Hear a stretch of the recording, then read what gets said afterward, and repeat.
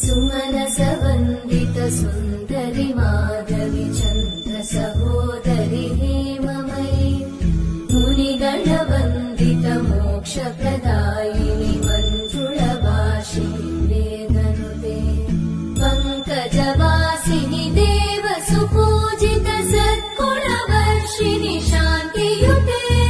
जय जय हे मधुसूदन कामिनि आदिलक्ष्मि जय पालय माम्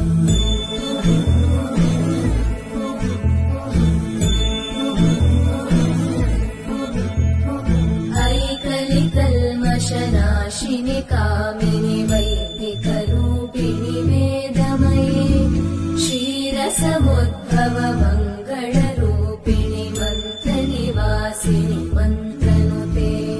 मङ्गलदायिनि अम्बुजवासिनि देवगणाश्रितपादयुते जय जय हे मधुसूदन कामिनि धान्यलक्ष्मि जय पालय माम् जय वरवर्णिनि वैष्णवि भार्गवि मन्त्रस्वरूपिणि मन्त्रमये